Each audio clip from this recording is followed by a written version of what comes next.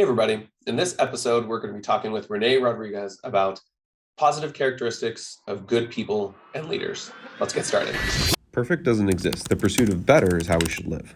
Hey, everybody. We want to welcome you to this episode of From Experience. We have Rene Rodriguez, who has been a staple in this business on understanding people and how things work and being a motivational speaker and a coach.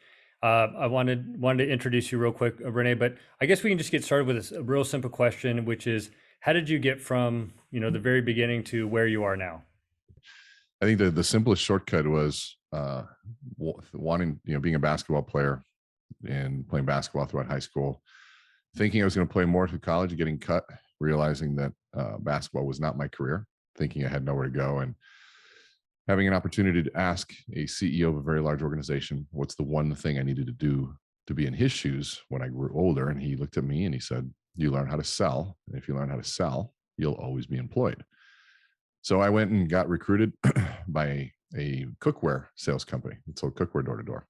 And as anybody who's ever done direct sales, you know that the moment you enter direct selling, true sales, $2,500 a set, your world changes.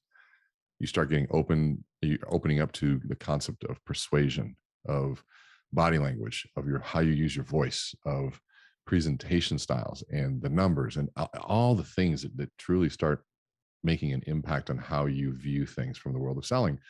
And all those years of working that in with my background in behavioral neuroscience and background in change management with a sales background sort of all come together to lead me to one road of what influence is about. And influence is the how of leadership. It's the how of how we're going to be successful as sales professionals. It's how we become better parents. Influence is what creates significance in this world. We impact the world around us because we're influential. Don't get it confused with influencer though. So that's the short version. We got our book coming out April 26th, which by the way is already an Amazon bestseller, new release, and it hasn't printed yet. So we're really excited. That's awesome. That's awesome. Amplify your influence, right?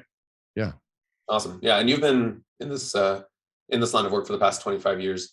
You have AmpCon coming up, right? March 14th. Mm-hmm. And that's really going, I've been to AmpCon, and, personally for me, that was my first introduction to coaching, because I was in title insurance for 8 years and then I got in mortgage. And, I'd heard a lot of people talk about what it feels like to have a mission, right? To have a just cause, to really feel inspired and fulfilled by what you do. But a lot of people don't have direction in terms of how to convey that to other people, so after I went to AmpCon, I did sign up for your small course. I actually have here your gift for me, the heart, right? What kind of stone is this again? It's a labradorite. Symbolizes right? Stone of transformation. Yeah. So with AmpCon coming up, right? And I think a lot of people are interested in learning more about how to be a good influencer through storytelling. In your experience, you've probably worked with a ton of people, right? I see on your Instagram, you're from city to city every single week. I see the different people you're meeting with. I know a lot of them. What have you found is one of the most important characteristics that you find in those good people? Not necessarily always leaders, right? Because a lot of leaders are in the front, but when I went to Seattle for our Amplify, I noticed so many amazing characteristics of just somebody other people might consider average. But what's been your experience with that? That's a great question. I think, and what we found in even organizations, some of the largest in the world, it kind of fits along this, is when you talk about a good person is self-aware. And I think that's at the core. You're self-aware around how your impact affects other people. And when you can develop an awareness around how your actions, your words, your behavior, how it impacts other people, it's a cornerstone for emotional intelligence. You're more aware, you're more intentional, you're more empathetic, you're more compassionate. And you combine that self-awareness, that emotional intelligence, with a business acumen and a grit to be a good salesperson and coachability. And all of those aspects go together to create a fantastic executive sales professional, business professional. But take away the business side, take away the executive side. A good human, I think, is a very self-aware human. That's awesome. That deep, but it's true. So here's something I will tell you. I was very fortunate to be part of that small group with you back in October, and it was life changing. May sound like a big word, but the reality is two of my favorite things is one, paying attention to human behavior, and the other is understanding why we do the things we do from a mental standpoint. I love that show Brain Games because you get to see, just based on using the words that you use, how we see the things that we do, and it's so fascinating how many functions the brain does without us even realizing it, and how it affects what we believe in, right? And so having that opportunity to see you kind of put those two together was phenomenal. So my question was, like, at what point did you realize that there was a gap in people understanding their actions and why they were choosing those actions, as opposed to what can help influence a change for the positive? Well, I think when you look at how our behavior affects our bodies, right? I think that's the biggest piece. We sometimes feel like we're a victim of the world, or we're a product of the world around us. And God, the more you learn about this, we're a product of what we think. We're a product of what our mindset, and we're a product of how we decide to view the world, how we decide to explain the world. And even if you dive into the world of quantum physics, you start realizing that the realities and the science behind what you pay attention to, and how that changes atoms, and perspective, how that changes in the space-time continuum. That's where it gets freaky. But what's the application of that sort of crazy sort of information? The application of that is that we really do control our reality based on how we view things. And if you can influence how someone views things, you influence their reality. I got off a phone call and somebody canceled an event 3 days prior to it. And they asked me what I meant by sort of the concept of narrative. And the concept of narrative is the story and the explanation we put around a series of events. How do you explain it? We also call it the frame around it, but narrative is another way of saying it. So I get off the event, and I get off the phone call, and somebody asked me, how was the call? I said, wow, this jerk canceled 3 days before my event. He knows I can't fill that event. I only sell days. And man, he's basically just taking us, robbing us for 25 grand. And, now we got to go rebook another day, and that day is going to take away from someone else. And so it's like, and that's one narrative I could put around that phone call. Or I get off the phone call and I say, wow, I just got off the phone call. Poor guy, his company gets COVID, and he didn't even ask for his money back. We're just going to reschedule. I have some of the best clients that understand, a small business. Same exact event, two completely different narratives that create two completely different realities based on which one you heard. And when you realize that the narratives that we place around things, the frames in which we put around things, change the realities about them, the social realities, if you will. Now you start realizing the power of our ability to influence the narrative. The media knows this, marketing companies know this, and good leaders and good communicators and storytellers know this. And so, if I were to tell you, the environment is changing right now for all businesses, your industry, the mortgage industry, rates are going. The leadership has the onus, has the obligation to really decide what narrative they're going to place around this.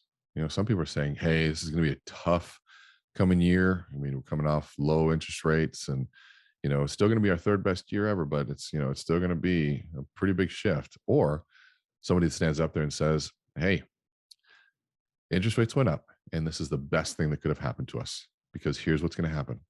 A lot of the pretenders in this industry can't handle a little bit of a hike in the interest rates. They don't understand storytelling. They don't understand the bigger picture of how this is still going to be our third best year in history, and how we can still truly affect families. And our ability to help families save money and create arbitrage in the marketplace has nothing to do with the interest rate. And so we still have opportunities here. And so this is great news. Let's get ourselves focused. Two completely different narratives around the same scenario. Well, I will tell you, I'm really glad that I was able to get to watch you speak, because I was able to apply that. So back in early October, like this happened a week after I think, I went to that event with you. I lost all my contacts in my phone. And I'm not going to sit here and pretend that I didn't feel sorry for myself for just a little bit of time. Painful. I feel sorry for you. But what I did was I thought, WWRD, what would Rene do? And here's where it got me to, by the way, is I thought, what what a great opportunity. Instead of letting myself, what you said, like, don't let yourself get stuck there. It's okay to be there. Don't get stuck there.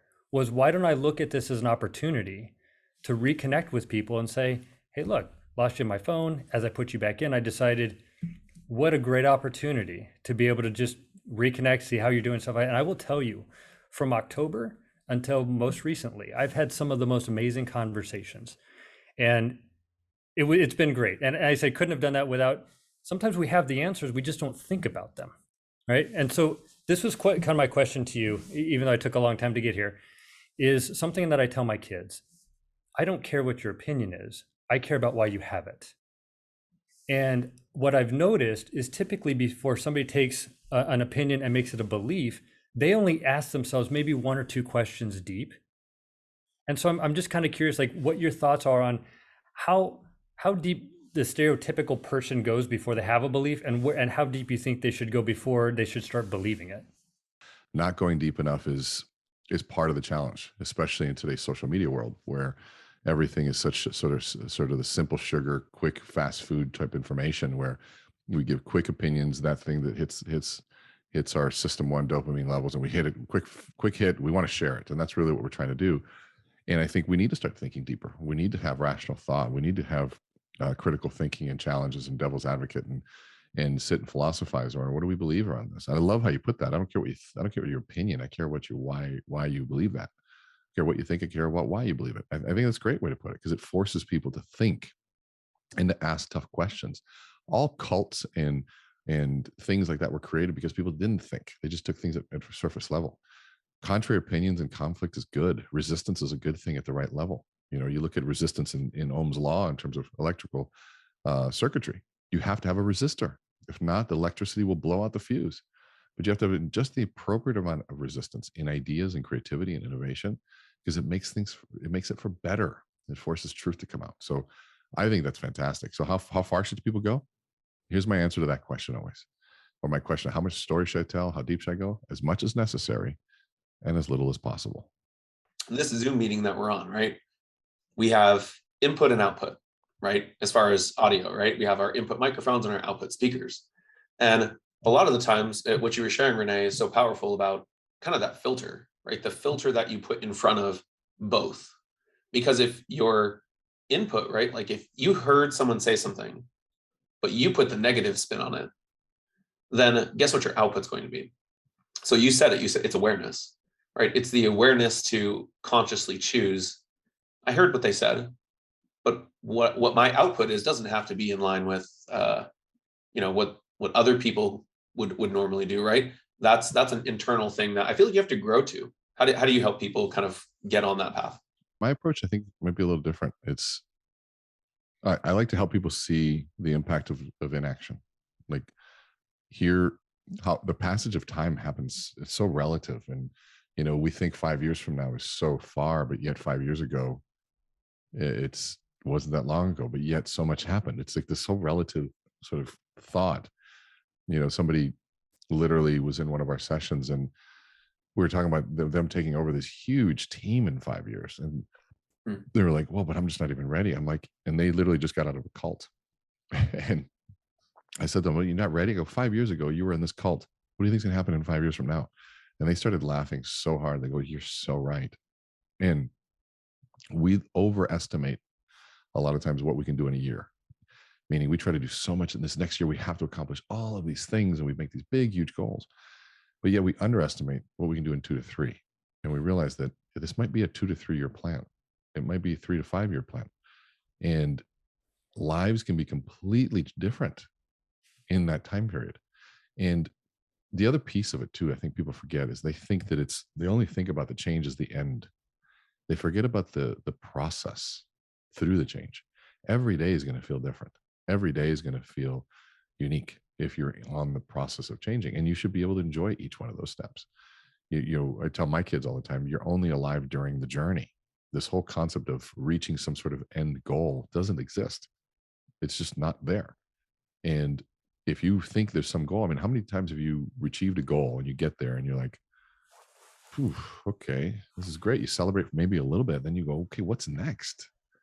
there's always something next. And the reason is because dopamine isn't secreted when we achieve the goal. It actually goes away. We get dopamine through the pursuit of the goal. And so we're looking for that next piece because we need another challenge. And so if we're only alive during the journey, we better enjoy the process of it. There's no like one day I'm going to be in shape. You better enjoy the gym. You got to enjoy that process. Enjoy getting in shape. Well, one day I'm going to be a better speaker. Well, you better enjoy all the little gigs along the way, all the little meetings, all of the little flubs and mess ups and all that stuff. I mean, like all that stuff. That's why when we were, working with, when at our event and we had that, we broke away to do the lunch meeting. Do you remember that? Mhm. And then, if like you mess up during something like that, you got to enjoy that stuff too. And that's being on the journey. There's no end result. So I think that's all part of it. Where does that start though? Like if you were to, you're trying to bring that self-awareness to somebody so they can do that. Do you have any examples maybe of like, you don't have to say names, but how you kind of like helped shake somebody to be all like, hey, let's do this. This is better. Yeah, I think that one in the benefit of Amplify is when people do come there, they're asking for it. So I have the leverage to be able to speak a little bit more direct to them. And, so that's one thing, putting yourself in a position to be coached and putting yourself in a position to get outside views from people that you respect. And if you're in a position to get outside opinions from people that you not only respect, but also that you trust, that have your best interests at heart, that's a really good place because there are things in life that you just cannot see about yourself. There's things in life that you see, things you don't see, but some things you just can't see, and it requires an outsider to help point that out. And finding somebody that you trust, that outsider that you do trust, is not easy. It's not easy. And so I think that that's a beginning place for people. And I think when people realize philosophically how much they're missing out and how much they're actually waiting for other things to change outside themselves, realizing, the beliefs that are, well, once this happened, then I will. Well, the once this happening is never going to stop because there's always something new. My professor in college used to always say, if you wait for the waves of the ocean to stop coming in to make changes, you'll be waiting forever. And that's what life is. This is the waves just kind of coming in. That's just part of it. That's what keeps us alive. And so we have to start reframing for ourselves what it means to take action during the times that are even we feel we're not ready. You know what I do like, Rene, is when you make a correlation between people and just something like electricity, right? You talk about voltage, amps, resistance, that kind of thing. And what's funny about it is that typically when you talk about it and say taking the path of least resistance, people kind of see that as maybe not doing your best instead of it seeing as sometimes the simplest answer is the right one, right? And I find that just by asking people questions, Occam's razor. exactly. I like this stuff. Just it fires me up because it's so fascinating to me. Like over the years doing what I do, is you see people doing the same thing over and over and over and over again. And the crazy part is they have the answers. Yeah. And it's not until you get them to think about it by asking them questions where you don't even have to say anything. You just ask them a question, they come to that conclusion on their own. But have you seen a specific way that you can just tell somebody just something so impactful that they can take the blinders off and just think bigger? Sometimes sometimes I get that question a lot. The shortcut to the profound. What's the shortcut? What's the one way of speeding up the process? And sometimes you can't speed up the process. I think that for me, it's this: the more leverage I have with somebody, the quicker I can cut to the chase. Can I swear on this podcast? Absolutely. Okay. The more, if I've got leverage and I've got trust, the more I can tell them that they're full of shit and stop fucking around. And I can say that with a smile and a place of love. And I have done that many times where I said, you know what? Here's the reality. Your kids are watching. You don't want them to act that way, then stop fucking acting that way. And when you can say that from a place of just really deeply caring for someone and caring enough to be unreasonable in the sense that there's nothing that's going to stop me from telling you the truth that I see. And if I'm somebody that you respect and you trust, holding that sacred to tell you directly in a safe way, that is to me the way you cut through it. But that may take years to earn. and consistency to earn. I've earned that with the people that come through 27 years now of seeing that, but also approaching each one of those situations with no assumptions and extreme caution, but also number one, holding what their best interest is at heart. The moment my ego gets involved in advice like that, it becomes about a show, and the client or the recipient knows it.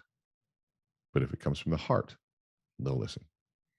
So something I've been sharing with Tom that I love, because I was trying to figure out this analogy on how to articulate what it is that I'm trying to say to somebody. And in what I do, I always want to make it about the person I'm talking to and not about me. And I want to at least believe that most people go into those conversations with that intent of, look, I want to help you. I care about you. I think I can make you better, those kinds of things. But you also realize, like, at a certain point, they make it about themselves and say, come over here, you're better here, those kinds of things, right? And I don't think people are, to your original point, is self-aware of what they're actually doing. And so something that I share is, the second somebody makes it about them and not about you, it becomes selfish, right? And so I guess in the spirit of that is, how do you really become self-aware to know exactly when you're doing it? I mean, is there something specific that you would coach on around that?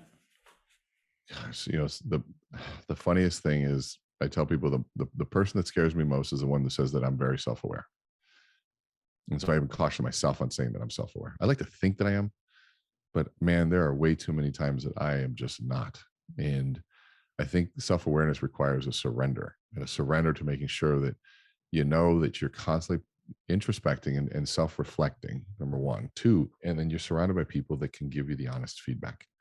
You have to have the internal reflection and the external analysis and critique from people that really truly have your best interest. But sometimes your enemies, though, can be your best critique, because they're going to tell you the stuff that nobody else is going to tell you, and you go, interesting, they said that about me. I wonder what might be true about that. It could be, it's easy to write it off saying, oh, they're just jealous. That's what we say a lot of times. They're the haters. Well, what is it about that? What triggered that? And if I can find an ounce of information on that without taking it personal, right? If I can find an ounce of information to go say, I wonder what I can learn from that. Maybe there's something there. And so I think that you've got to have the internal and external view of things from the purposes of growth, not shame and guilt and perfectionism, because that is a very fine line of falling into perfectionism. Trust me, I know that. I know that one well. And you've got to be able to have both the internal self-reflection, the contemplation is the word I was looking for, but as well as people around you. And part of that, if you're in speaking and influence, recording every single thing that you do and say. I love it. Hey, so in kind of getting closer, because I really appreciate your time, and I know you're super busy, and I just wanted to kind of ask you something that we like to ask everybody on this, which is, Sure. Who is it that inspired you growing up, and who inspires you now? And it's okay to say me on either one of those. But growing up, my mother for sure. She inspired me. The other people that inspired me were, the sort of the gurus. And Jim Rohn by far was the most easily the one who inspired me the most. And if you don't know Jim Rohn, get and purchase his Take Charge of Your Life series. I had it on cassette tape, then I had it on CD. You can listen to some of it on YouTube for free. Buy it and listen to it. His business philosophy is, I think, just so instrumental to how you view the world, around taking ownership and understanding value, understanding who you are. And it's just invaluable. If you were to ask me now, that has recently changed to somebody that I think is going to go down to be one of the most influential, prolific thinkers of our time, which is Dr. Jordan Peterson.